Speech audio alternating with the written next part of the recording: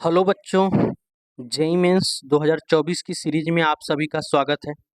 आज मैं JEE mains 2024 के क्वेश्चंस में order of acidic strength and basic strength पे क्वेश्चंस लेके आया हूँ। इस पे एसिडिक स्ट्रेंथ पे मेरा आज फोकस रहेगा पूरा का पूरा। एसिडिक स्ट्रेंथ पे कैसे क्वेश्चन पूछता है कि कोई भी ऑर्गेनिक कंपाउंड्स आपको देगा और पूछेगा कि उनके एसिडिक स्ट्रेंथ का ऑर्डर क्या होगा। फिनाल दे देगा, अलग अलग पोजीशन पे कुछ उसके सब्स्टिट्यूएंट लगा देगा और बोलेगा कि इसका एसिडिक स्ट्रेंथ का ऑर्डर बताओ। अर्थ मेटा पैरा पोजीशन पे लगा के पूछेगा इनका एसिडिक स्ट्रेंथ का ऑर्डर क्या होगा। तो मैं आज आपको बहुत ही सिंपल और सरल लैंग्वेज में आपको एसिडिक स्ट्रेंथ का ऑर्डर निकालना सिखाऊंगा, जिसकी हेल्प से आपको एसिडिक स्ट्रेंथ और बेसिक स्ट्रेंथ में कोई दिक्कत नहीं आएगी। आप इजीली एसिडिक स्ट्रेंथ और बेसिक स्ट्रेंथ के क्वेश्चंस को सॉल्व कर पाओगे। तो पहला क्वेश्चन हम लोग देखते हैं पहले।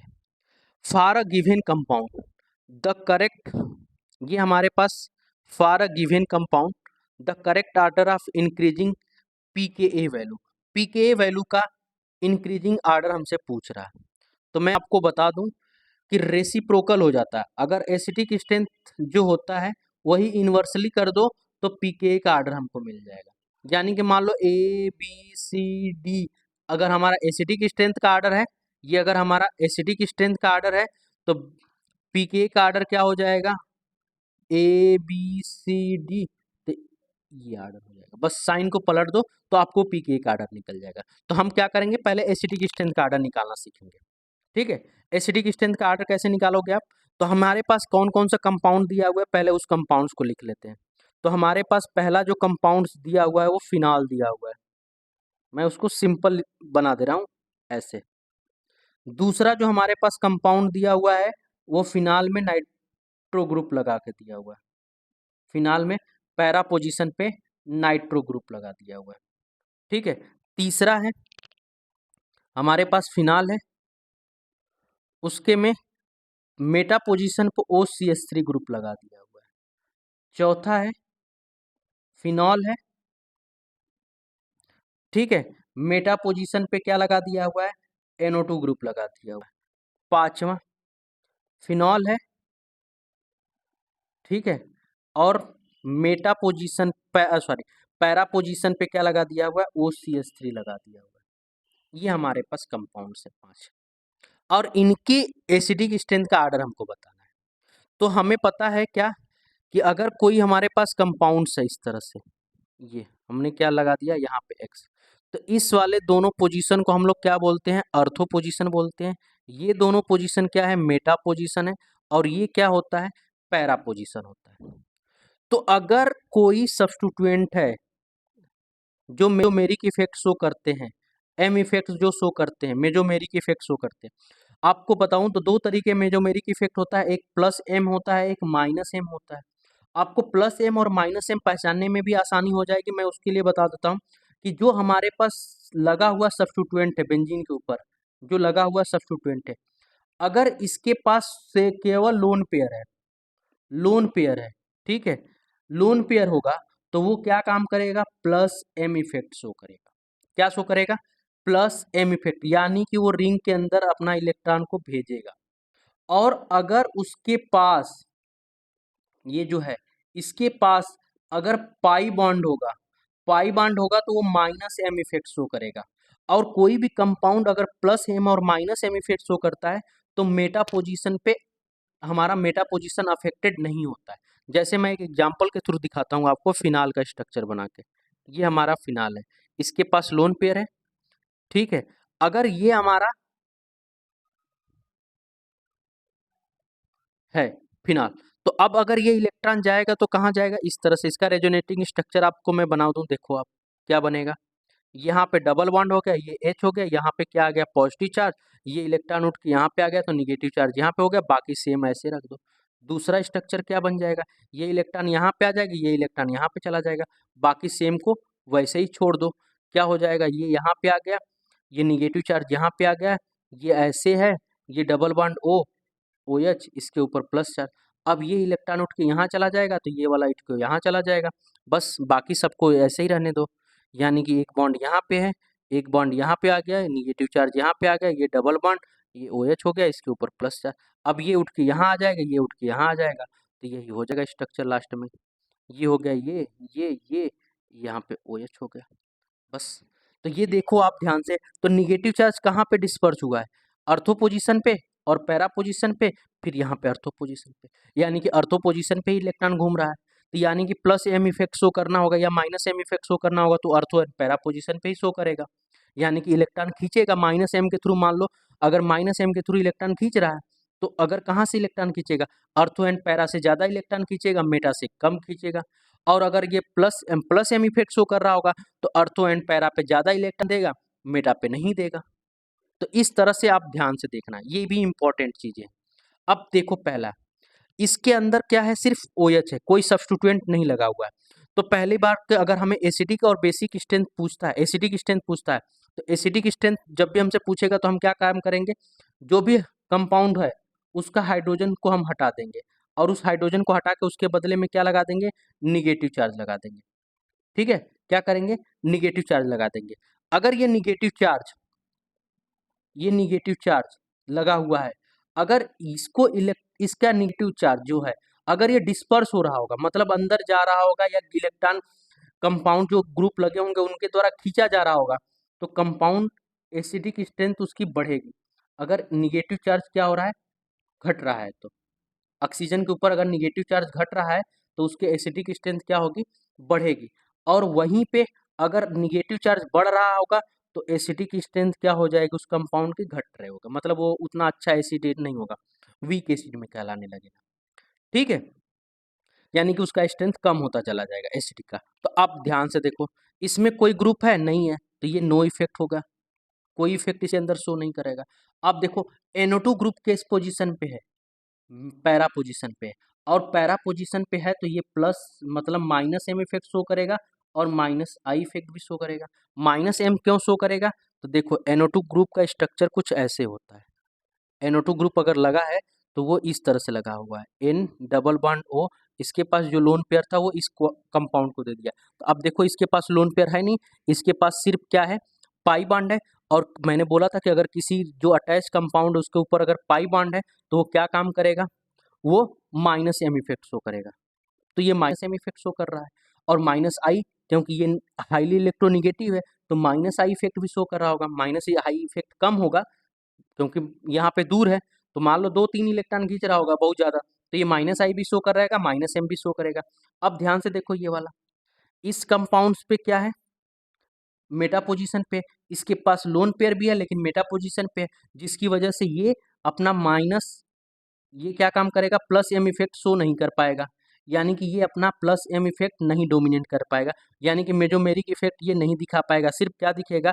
माइनस आई इफेक्ट सिर्फ दिखाएगा।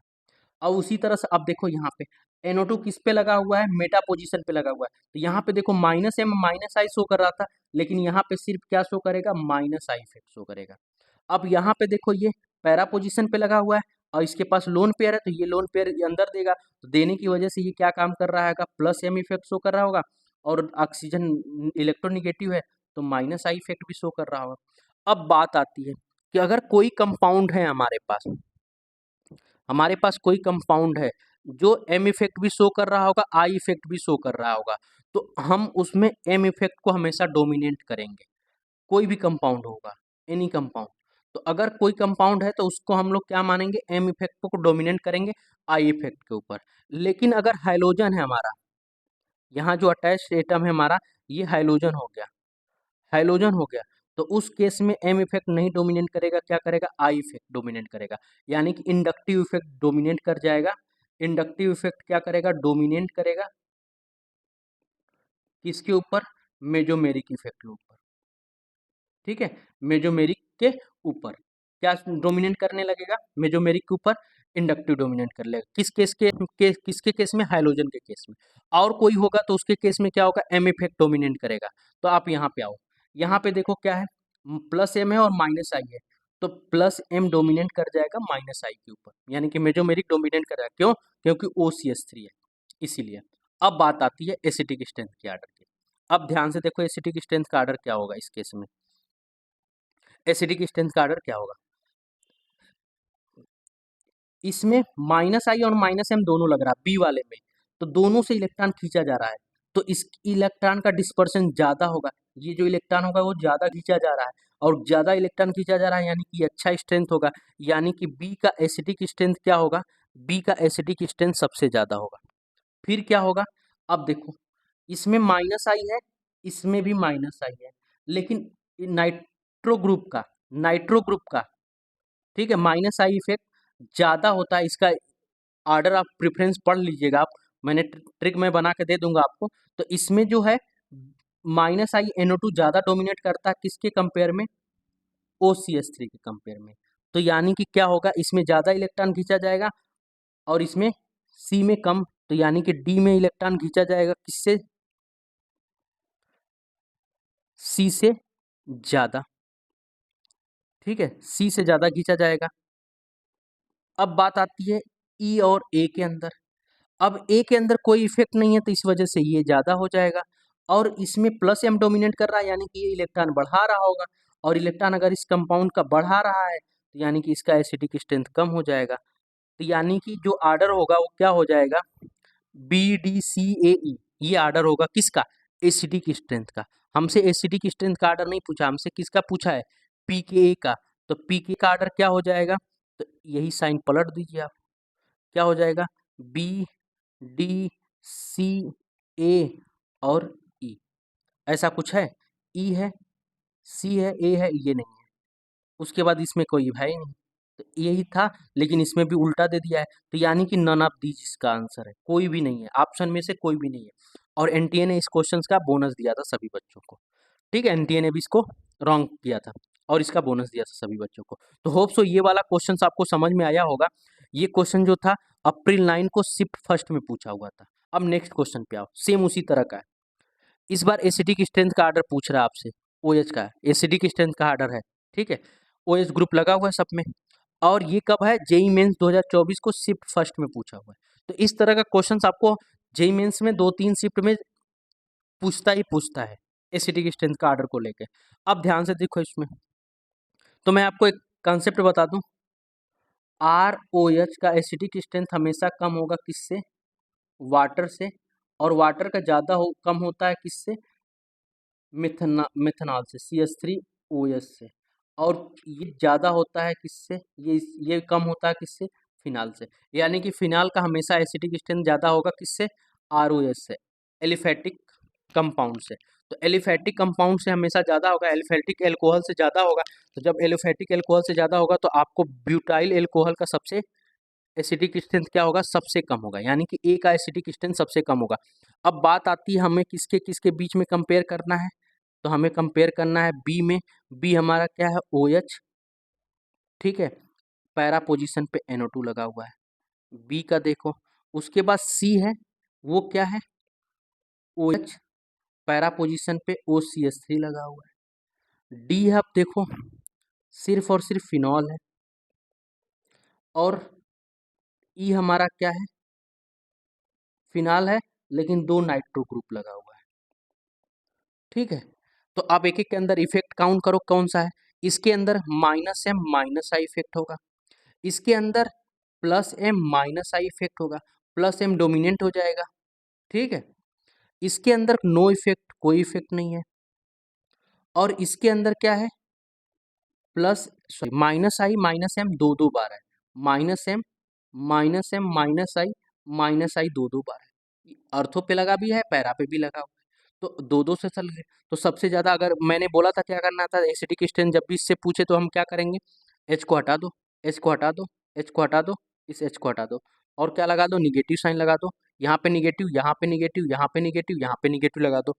अब ये निगेटिव देखो, माइनस एम माइनस आई माइनस, ये दो दो से खींचा जा रहा होगा, तो सबसे ज्यादा एसिडिक स्ट्रेंथ इसी का हो जाएगा, यानी कि सबसे ज्यादा एसिडिक स्ट्रेंथ किसका हो जाएगा, डी का, सॉरी ई का सबसे ज्यादा हो गया। उसके बाद किसका होगा, बी का होगा, क्योंकि इसके अंदर माइनस एम माइनस आई भी लग रहा होगा।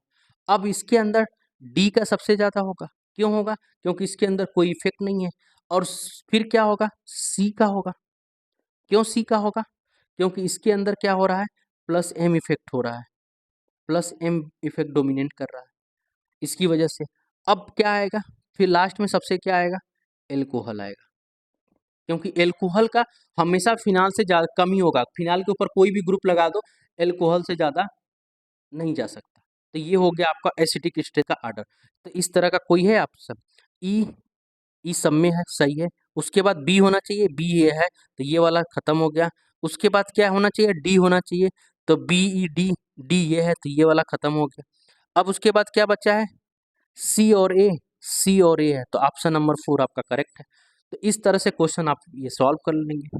तो जब भी आपको एसिडिक स्ट्रेंथ और बेसिक स्ट्रेंथ का आर्डर पूछेगा तो आप इस तरह से सॉल्व कर लीजिएगा। अब नेक्स्ट क्वेश्चन एक और है, ये तो बहुत ही आसान क्वेश्चन है, आप एक बार इस क्वेश्चन को रीड करिए। The correct sequence of acidic strength of the following aliphatic acid in their decreasing order. Decreasing order में ये कब पूछा हुआ है, अप्रैल 8 को शिफ्ट सेकेंड में पूछा हुआ है। किसका पूछा हुआ है, एसिटिक स्ट्रेंथ का आर्डर पूछा हुआ है। किसमें पूछा हुआ है, ये कंपाउंड दिया हुआ है। तो आपको ब्यूटेनिक एसिड दिया हुआ है, इसमें भी आपको क्या काम करना है, यही काम करना है। आपके पास मैं लिख दे रहा हूँ, ये है आपके पास CH3 CH3 CH2 C double bond O OH है। उसके बाद क्या है, CH3 C double bond O OH है। इसके बाद क्या है, CH3 CH2 CH2 C double bond OH है। और इसके बाद क्या है, SC डबल बॉन्ड OH है। अब इनमें भी एसिटिक स्ट्रेंथ का आर्डर पूछ रहा है, तो आप काम करो, हाइड्रोजन को हटा दो यहाँ से, और क्या काम करो, सबके ऊपर निगेटिव चार्ज लगा दो। अब ध्यान से देखो, यहाँ पे ये इलेक्ट्रॉन देगा और ये भी इलेक्ट्रॉन देगा, तो इलेक्ट्रॉन इसके ऊपर बढ़ रहा है, और बढ़ रहा है तो मतलब एसिटिक स्ट्रेंथ कम होगा, यानी कि ये क्या है, प्लस आई इफेक्ट शो कर रहा है। ये भी इलेक्ट्रॉन यहाँ पे एक ही कार्बन के द्वारा दिया जा रहा है, तो ये प्लस आई इफेक्ट ये भी है, लेकिन यहाँ पे एक कार्बन है, यहाँ पे 2 कार्बन है। ये देखो 3 कार्बन के थ्रू दिया जा रहा है, प्लस आई इफेक्ट है लेकिन 3 कार्बन के थ्रू दिया जा रहा है, और यहाँ पे कोई इफेक्ट नहीं है, नो इफेक्ट है, जबकि hydrogen minus I effect he show करता है। तो ये हो गया। तो आप ध्यान से देखो, तो सबसे कम ये इसमें तो माइनस आई इफेक्ट शो करता है ये हाइड्रोजन, तो ये माइनस आई से इलेक्ट्रॉन खींच रहा होगा, या फिर कोई इफेक्ट नहीं है तो नहीं करेगा। तो ये सबसे ज्यादा हो जाएगा कौन सा, हमारा HCOOH सबसे ज्यादा होगा।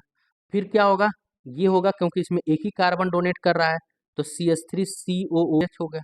उसके बाद क्या हो जाएगा, प्रोपोनेइक एसिड आ जाएगा, क्योंकि इसमें 2 कार्बन से दिया जा रहा है, तो CH3CH2COOH आ जाएगा।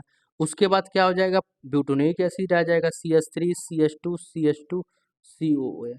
तो देख लो, फार्मिक एसिड का सबसे ज्यादा होगा, एसिटिक एसिड का होगा, फिर प्रोपोनिक एसिड हो, ब्यूटोनिक एसिड, यानी कि करेक्ट ऑप्शन जो होगा वो आपका फर्स्ट हो जाएगा। तो इस तरह से आपको जेई मेंस और नीट में क्वेश्चंस पूछा जाता है। एसिडिक स्ट्रेंथ का आर्डर जरूरी है कि एग्जाम में क्वेश्चंस आएगा ही आएगा, या तो एसिडिक स्ट्रेंथ से नहीं आएगा तो बेसिक स्ट्रेंथ से आएगा। बेसिक स्ट्रेंथ का भी क्वेश्चंस मैं लेके आऊंगा नेक्स्ट वीडियो में, आप एक आध 2 बार के बाद जरूर लेके आऊंगा। इसके बेसिस पे भी क्वेश्चंस लेके आऊंगा, बेसिक स्ट्रेंथ कैसे आप निकालोगे उसके क्वेश्चंस को भी लेके आऊंगा। लेकिन आप एसिडिक स्ट्रेंथ के आर्डर को कैसे कैलकुलेट करते हैं, ये होप सो आपको समझ में आया होगा। अगर कोई डाउट होगा तो आप कमेंट बॉक्स में कमेंट करिएगा, मैं आपके इस डाउट को जरूर क्लियर करूंगा। ऐसे ही और क्वेश्चंस के लिए हमारे चैनल पे बने रहिए। धन्यवाद।